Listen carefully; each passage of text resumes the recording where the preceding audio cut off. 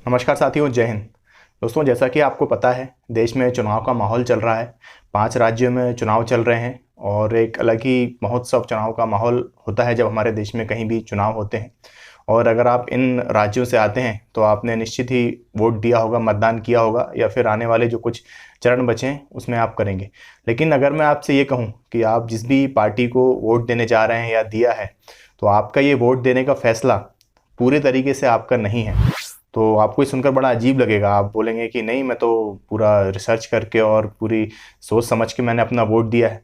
तो अगर आपके अंदर भी ये गलतफहमी है कि आपने अपनी समझ से वोट दिया है, तो ये वीडियो आज का आपके लिए ही है और हम इस वीडियो में आज आपकी इस गलतफहमी को दूर करने वाले हैं। तो जुड़े रहिए हमारे साथ वीडियो के अंत तक। आइए शुरू करते हैं।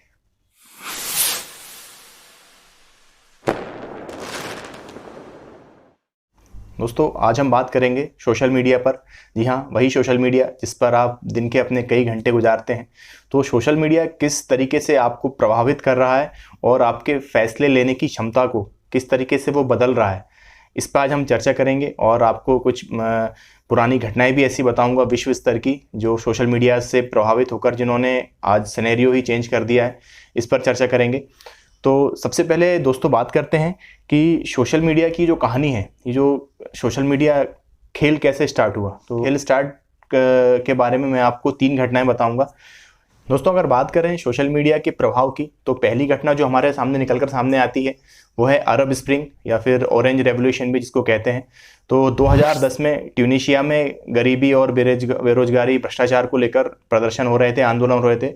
उसी दौरान एक व्यक्ति द्वारा आत्मदाह कर लिया जाता है। अब उसके आत्मदाह करने की जो लपटें थीं, उसकी आग की जो लपटें थीं, वो पूरे अरब में, उत्तरी पूर्वी मध्य अफ्रीका में इस तरीके से फैली कि 2010 और 12 में जितने भी वहाँ तानाशाह थे, चाहे मिस्र में मोहम्मद मुर्सी की बात कर लें, या फिर यमन के अब्दुल्ला सालेह की बात करें, या फिर खुद ट्यूनीशिया में ओबैद अली बिन की बात करें, तो कुछ ही महीनों के अंदर इनकी तानाशाही वहाँ ख़त्म हो जाती है।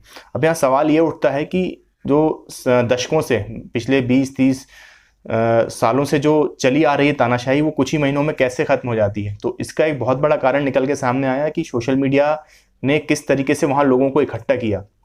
जब 2010-11 में सोशल मीडिया स्टार्ट ही हुआ था और इनिशियल लेवल पर ही उसका इतना अधिक प्रभाव देखने को मिला कि आप देख सकते हैं कि मैसेजेस प्रोपोगेट हुए और तानाशाहों के जो उनके अत्याचार से रिलेटेड वीडियोस हैं, और कम्युनिकेशन कहीं इकट्ठा होना है, कहीं प्रोटेस्ट करना है, लोगों को जोड़ना है, तो इतने तरीके से प्रोपोगेट हुई सारी चीज़ें कि आंदोलन बहुत सफल रहा और पूरे उसने विश्व का भी नज़रिया बदल दिया।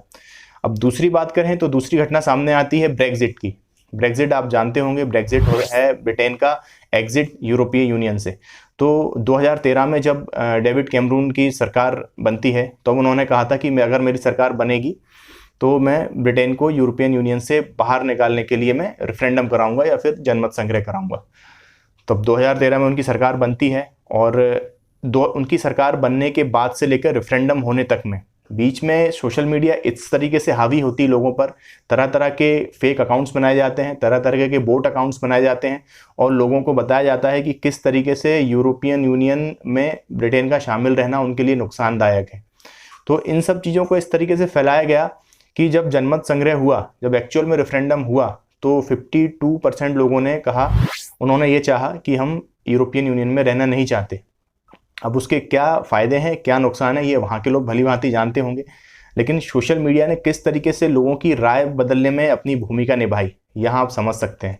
इसके बाद आगे बढ़ते हैं, तीसरी घटना जानते हैं। तो 2016 में अमेरिकी चुनाव, तो एक तरफ है डोनाल्ड ट्रंप, दूसरी तरफ है हिलेरी क्लिंटन। और आपको याद होगा कि उस समय ऐसा एक माहौल बना हुआ था कि ऐसा लग रहा था कि हिलेरी क्लिंटन का पलड़ा भारी है। लेकिन इसी बीच में जब सोशल मीडिया पर आया, और एक बीच में आपने कंपनी का नाम भी सुना होगा, कैम्ब्रिज एनालिटिका, तो उस कंपनी द्वारा ऐसे अकाउंट्स बनाए गए, लोगों का, यूजर्स का डाटा चुराया गया, उनकी पसंद नापसंद देखी गई, फिर उनकी पसंद के हिसाब से मैसेज उनको किए गए और उनकी विचारधारा को बदला गया। और नतीजा क्या हुआ कि 2016 के चुनाव में डोनाल्ड ट्रंप जीत गए। तो इन 3 घटनाओं से हम समझ सकते हैं कि किस प्रकार से सोशल मीडिया आपको कंट्रोल कर रहा है तो खैर उचित वर्ड नहीं है, लेकिन आपको प्रभावित कर रहा है। तो इन 3 घटनाओं के अलावा अगर हम देखें दोस्तों, तो अभी भारत में भी ICEA जो है, इंडियन सेलुलर इलेक्ट्रॉनिक एसोसिएशन है, उसकी भी एक रिपोर्ट अभी आई थी। उसके अनुसार भारत में इस साल तक 2022-23 के अंत तक लगभग 82 करोड़ यूज़र हो जाएंगे स्मार्टफोन के। अब देखिए, जो स्मार्टफोन चलाता है वो निश्चित है कि इंटरनेट भी यूज़ करता होगा, तो इतने लोग इंटरनेट पे आ जाएंगे या फिर सोशल मीडिया पे आ जाएंगे। अब सोशल मीडिया पे दोस्तों जानकारी की भरमार है, तरह तरह के आपको मैसेज आते हैं और बहुत सारी जानकारी है। तो इसमें से आपको ये फिल्टर कर पाना कि क्या जानकारी सही है क्या गलत है बहुत मुश्किल होता है। आपने अपने पर्सनल भी आपने एक्सपीरियंस किया होगा, कई बार आपको आपके व्हाट्सएप पे जो कॉन्टैक्ट्स हैं या फिर फेसबुक या ट्विटर पे भी कई बार आपको मैसेज भेजते हैं कि इस मैसेज को 10 लोगों को फॉरवर्ड करिए तो शाम तक अच्छी खबर मिलेगी। तो ये मैं कहना यह चाह रहा हूँ कि सही और गलत जानकारी का फ़र्क करने वाले लोगों की संख्या बहुत कम है। तो आपको सही के साथ साथ गलत मैसेज भी लोगों में वायरल होता है, प्रोपोगेट होता है उसको। अब देखिए, एक अलग तरीके से मैं आपको समझाता हूँ। अगर आपका फ्रेंड सर्कल में या फिर कलीग में मान लीजिए कि कोई नए शूज़ लेकर आया है और आपको वो शूज़ अच्छे लगे, आपको एक्चुअल में शूज़ की ज़रूरत है नहीं, लेकिन आपको वो अच्छे लगे और आपने ऐसे ही जर्नली आपने अपने मोबाइल पे गूगल पर जाकर उसको टाइप करके एक बार सर्च देखने के हिसाब से उसको सर्च कर लिया एक बार। तो आपके एक बार सर्च करने के बाद में आपको अगले कुछ दिनों में आपके फेसबुक, इंस्टा, व्हाट्सएप और जितने भी आपके यूज़ करते हैं आप प्लेटफॉर्म्स, उन पर आपको उस जूते से रिलेटेड एड्स आने लगेंगे, ऑफर्स आने लगेंगे और आप कुछ दिनों में हो सकता है आपका मन हो जाए वो जूते लेने का और आप वो शूज़ खरीद भी लें। तो देखिए, जहां आपको सिर्फ कोई शूज़ अच्छा लगा था, आपने सिर्फ उसको एक बार देखा और कुछ दिनों बाद आपने उसको खरीद लिया, तो उसको खरीदने का फैसला आपका नहीं है। अब आप सोचेंगे नहीं, वो तो मेरा ही फैसला, जूते मुझे अच्छे लगे तो मैंने खरीद लिए। तो यहाँ आपने खरीदे जरूर हैं जूते, लेकिन आपको जूता खरीदने के लिए मोटिवेट किसने किया है? आपको मोटिवेट किया है उस सोशल मीडिया पे आ रहे ऐड ने। तो जिस तरीके से आपको जूता खरीदने का आपका दिमाग प्रभावित किया सोशल मीडिया ने, उसी तरीके से सोशल मीडिया प्रभावित करती है आपके वोट देने के फैसले को। तो अब आप समझ रहे होंगे कि आप जिसको वोट देकर आए हैं, जिसको वोट देकर आएंगे, तो क्या वो फैसला आपका है? खैर, ये तो आपके ऊपर है, आप उस पर सही समझ सकते हैं। लेकिन हम ये देखते हैं कि इसके कॉन्सिक्वेंसेस क्या होंगे, कि अगर सोशल मीडिया का हम प्रभावित हो जाते हैं, उससे मोटिवेट होते हैं, तो क्या इसमें क्या गलत है? अगर कोई हमें मैसेजेस आ रहे हैं, अच्छी बातें आ रही हैं, जैसे मान लीजिए किसी आप पर्टिकुलर पार्टी की विचारधारा से सहमत हैं, तो आपको उसके मैसेजेस आ रहे हैं, उसके वीडियोज़ आ रहे हैं, तो उसमें गलत क्या है? मैं उसका समर्थन करता हूँ तो मैं वो देख रहा हूँ।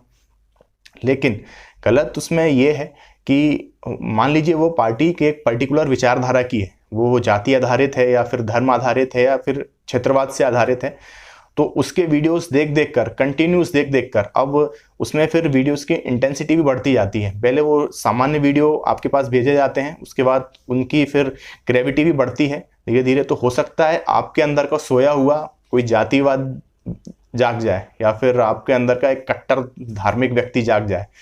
तो इस चीज़ से नुकसान भी हैं। जो नुकसान है मैं आपको बताता हूँ लोकतंत्र में इससे क्या नुकसान है। तो देखिए, यहाँ सबसे पहला और सबसे बड़ा नुकसान जो है इस प्रभाव का, वो है लोगों का बंटवारा। जी हाँ, सोशल मीडिया की वजह से हम देख रहे हैं कि लोग जाति और धर्म के आधार पे बंट रहे हैं। जो पहले ऐसा नहीं था, जब तक सोशल मीडिया नहीं था सब एक जैसे ही रहते थे। आप अगर आज से 10-15 साल पहले जाएं और अपने पुराने दिनों को याद करें तो आपको समझ में आएगा। तो सब जाति और धर्म के आधार पे जो लोग बंट रहे हैं, वो भी एक लोकतंत्र की मूल भावना को आहत करता है। इसके अलावा हम देखते हैं कि जो मुख्य मुद्दे हैं जनता के जो मुख्य मुद्दे होते हैं चुनाव के दौरान, वो तो हो जाते हैं गौण, वो साइड में आ जाते हैं। और जो गौण मुद्दे हैं, जो एक्चुअल में मुद्दे नहीं है जनता के, वो चुनाव प्रचारों में चलते हैं, रैलियों में चलते हैं और आप भी उन्हें ही पसंद करते हैं, आपके पास उन्हीं के नोटिफिकेशन आते हैं। तो दोस्तों, आप समझते हैं कि ये आखिर होता कैसे है। तो इसके लिए बहुत बड़ी बड़ी कंपनियां हैं जो आपके डाटा पर नज़र रखती हैं। जैसे उदाहरण के लिए मान लीजिए कि आपने पिछले 3 महीने या 6 महीने में कितनी पोस्टें लाइक की हैं और किस प्रकार की पोस्टें लाइक की हैं या फिर शेयर की हैं उसको अपने प्लेटफॉर्म पर। तो उसका डाटा चुराया जाता है, डाटा एकत्रित किया जाता है। उसके बाद में आपको उसी कंटेंट से रिलेटेड आपको पोस्टें दी जाती हैं और धीरे धीरे उन पोस्टों की ग्रेविटी चेंज की जाती है, जिससे आपको पता भी नहीं चलता और आप उन्हीं की विचारधारा, उस पर्टिकुलर विचारधारा के तरफ में आप खींचते चले जाते हैं। ऑक्सफोर्ड इंटरनेट इंस्टीट्यूट ने अपने रिसर्च में पाया कि राजनीतिक पार्टियां सोशल मीडिया, बिग डेटा और ऑटोमेशन के जरिए लोगों के ओपिनियन को बदलने के लिए करोड़ों खर्च कर रही हैं। भारत, अमेरिका, ब्रिटेन समेत दुनिया के 70 देशों में ऑर्गेनाइज्ड तरीके से यह सब कुछ हो रहा है। यही नहीं, बोट्स अकाउंट के जरिए हेट स्पीच, भड़काऊ वीडियो आदि को पॉलिटिकल माइलेज के लिए वायरल किया जा रहा है। सोशल मीडिया पर ग्रुप बनाकर या ऐप के जरिए ट्रोलर्स की आर्मी खड़ी की जा रही है। ये एक इशारे में कभी कभी किसी पत्रकार या आम लोगों को ट्रोल करने लगते हैं, या फिर कोई बड़े नेता को भी आजकल ट्रोल कर रहे हैं। और हाल ही में चुनाव आयोग और सुप्रीम कोर्ट ने भी माना है कि सोशल मीडिया चुनावों को किसी न किसी तरीके से प्रभावित कर रही है। तो ऐसे में दोस्तों, आपके ऊपर सोशल मीडिया का कितना प्रभाव है, इसका अनुमान आप खुद लगा सकते हैं। सेल्फ एनालिसिस करके, अपना आत्म विश्लेषण करके आप खुद लगा सकते हैं। तो दोस्तों, आइए अब समझते हैं कि सोशल मीडिया की इस ब्रेन वॉशिंग से हम कैसे बच सकते हैं। क्या हम सोशल मीडिया यूज़ करना, चलाना बंद कर दें? तो इसका आंसर है नहीं। फिर तो देखिए, इसका उपाय यह है कि आप सोशल मीडिया पे सोशल होने की अपेक्षा आप अपनी असली ज़िंदगी में, भौतिक ज़िंदगी में आप सोशल होइए। अपने दोस्तों के साथ उठिए बैठिए, मैसेंजर और व्हाट्सएप पे चैट करने की बजाय आप उनसे फेस टू फेस बात कीजिए, जो कि आपको असल ज़िंदगी में काम आएंगे। जैसे कि यदि मान लीजिए आपको कोई इमरजेंसी आ जाती है, कोई काम आ जाता है, तो आपके 5000 फेसबुक दोस्तों में से आपको कितने काम आएंगे? जहाँ तक मेरा ख्याल है कोई भी नहीं। लेकिन आपके 2, 3 या 4 वो दोस्त जो आपसे भौतिक ज़िंदगी में जुड़े हुए हैं, वो ज़रूर काम आएंगे। तो वर्चुअल फ्रेंड अपनी जगह ठीक है, लेकिन आप जो भौतिक फ्रेंड हैं, आपके जो असली दोस्त हैं, उनसे बातचीत करिए। और जो मैसेज आते हैं आपके पास में, जो फॉल्स प्रोपेगेंडा है, जो भी चलता है, आप कोशिश करिए कि उन्हें अपने तरीके से एनालाइज करें, दूसरों की कही बातों को ना माने। किसी भी मैसेज को बिना पढ़े या बिना समझे या बिना उसको विश्लेषित कर आप उसको आगे फॉरवर्ड ना करें। तो इन तरीक़ों से आप खुद भी भ्रमित होने से बच सकते हैं और अपने आसपास की कम्युनिटी को भी भ्रमित होने से बचा सकते हैं। तो दोस्तों, इस वीडियो में बात की हमने कि कैसे ब्रेन वॉशिंग सोशल मीडिया कर रहा है। हालांकि उसके अपने फ़ायदे भी हैं, कभी उस पर भी किसी वीडियो में चर्चा करेंगे। तो आज के इस वीडियो में आशा करता हूँ आप समझ पाए होंगे किस तरीके से आप अपने फैसले सोशल मीडिया के प्रभाव से बदल रहे हैं। तो आज के लिए बस इतना ही। धन्यवाद। जय हिंद।